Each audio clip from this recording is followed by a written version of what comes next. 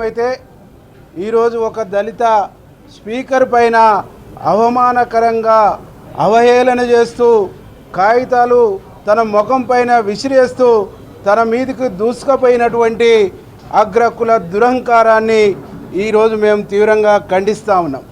ఈరోజు కౌశిక్ రెడ్డి అనేటువంటి వ్యక్తి నరాన అహంకారం జీర్ణించుకున్నటువంటి వ్యక్తి, నరాన అగ్రకుల తత్వంతో నిండి ఉన్నటువంటి వ్యక్తి ఒక దళిత స్పీకర్ను అవహేళన చేస్తూ అవమానపరుస్తూ కించపరుస్తూ తన వికృత చేష్టలు చూస్తూ ఉంటే ఈరోజు తాగొచ్చిండా అనేటువంటి విషయం మాకు అర్థమవుతూ ఉంది. ఎందుకంటే దాదాపుగా ఈ పీరియడ్ అంతా సంవత్సర కాలంగా చూస్తూ ఉన్నాం. కౌశిక్ రెడ్డి వ్యవహార శైలి మొత్తం యావత్ తెలంగాణ సమాజం మొత్తం చూస్తూ ఉంది. గౌరవ ముఖ్యమంత్రి పైన, గౌరవ మంత్రుల పైన, మా ప్రభుత్వం పైన, ముఖ్యంగా దళిత వర్గాల పైన తను చేస్తున్నటువంటి అహంకారపూరితమైన దుర్మార్గపూరితమైన ఆరోపణలు కానీ, దుర్మార్గపూరితమైన వికృత కోతి చేష్టలు కానీ ఈరోజు తెలంగాణ సమాజం గమనిస్తూ ఉంది.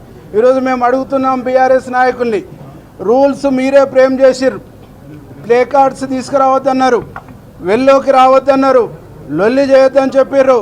ఆనాడు శాసనసభ్యులుగా ఉన్నటువంటి మా దళిత శాసనసభ్యుడు సంపత్ కుమార్ని మా కోమటిరెడ్డి వెంకరెడ్డి అన్నను శాసనసభ నుంచి సభ్యత్వం రద్దు చేసిర్రు. ఈరోజు వెల్లోకి వచ్చి ఒక దళిత స్పీకర్ని అవమానించినటువంటి బీఆర్ఎస్ నాయకుల్ని ఎందుకు మీకు సభ్యత్వం రద్దు కాకూడదు, ఎందుకు మీ సభ్యత్వం రద్దు చేయకూడదు ఈ సందర్భంగా నేను అడుగుతా ఉన్నాను. బీఆర్ఎస్ నాయకుల యొక్క ఆలోచన విధానం ఎట్లుందంటే మిస్కమ్యూనికేషన్, తెలంగాణ సమాజానికి తెలంగాణ ప్రజలకు ఒక తప్పుడు సమాచారాన్ని పదే పదే పంపించి వాళ్ళు చేసినటువంటి నేరాల్ని, వాళ్ళు చేసినటువంటి తప్పుల్ని, వాళ్ళు చేసినటువంటి దుర్మార్గాల్ని కప్పిపుచ్చుకునేటువంటి ప్రయత్నం చేస్తుందని చెప్పేసి ఈ సందర్భంగా నేను తెలియజేస్తా ఉన్నా. ఈరోజు ఈ ఫార్ములా విషయంలో కేసు నమోదైంది, సిబిఐ ఎంక్వైరీ చేస్తుంది. ఒక ఎంక్వైరీలో ఉన్నటువంటి కేసును శాసనసభలో చర్చించకూడదనేటువంటి కనీస ఇంకిత జ్ఞానం కూడా లేకుండా వాళ్ళు ప్రవర్తిస్తున్న తీరు చూస్తుంటే వాళ్ళ ప్రయత్నం అంతా కేసు కోసం కాదు, ధరణి పేరుతోని, ధరణి రూపకంగా ఈ రాష్ట్రంలో లక్షలాది ఎకరాల భూముల్ని ఒకటే సామాజిక వర్గం కొల్లగొట్టింది, ఒకటే సామాజిక వర్గం ఆధీనంలో ఉంది, అది బయటపడుతుంది, అది చర్చ జరుగుద్ది అనేటువంటి ఉద్దేశంతోనే, ఆ చర్చ జరగొద్దు అనేటువంటి ఉద్దేశంతోనే ఈ చర్యకు పాల్పడ్డారనేటువంటి విషయాన్ని ఈ సందర్భంగా నేను తెలియజేస్తా ఉన్నాం.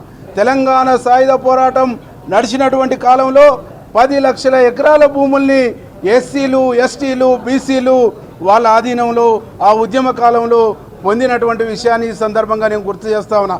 ఆ తర్వాత జరిగినటువంటి నక్సలేట్ల ఉద్యమ కాలంలో కూడా దొరల భూములన్నిటి కూడా ప్రజల ఆధీనంలోకి వచ్చినాయి. కబ్జాదారు కాస్తు కాలంలో ఆ భూములు స్పష్టంగా ఉన్నాయి. ధరణి వచ్చిన తర్వాత రెవెన్యూ రికార్డుల నవీకరణ 2017లో స్టార్ట్ అయిన తర్వాత ఆ కబ్జా కాలం కాస్తు కాలం తొలగించి ఆ భూముల్ని మొత్తం కూడా తిరిగి వాళ్ళు పొందిండ్రు, ఆ భూములు మొత్తం కూడా తిరిగి వాళ్ళ హక్కుల్ని పొందిర్రు. ఆ హక్కులు పొందినటువంటి తప్పుడు ధోరణులు ఈరోజు ఈ చట్టసభల్లో బయటపడతాయనే ఉద్దేశంతో డ్రామా ఆడుతుండ్రు, బయటకు వస్తాయి అనేటువంటి ఉద్దేశంతోనే ఈ డ్రామా నడుపుతుండ్రు అనేటువంటి విషయాన్ని ఈ సందర్భంగా నేను గుర్తు చేస్తా ఉన్నా.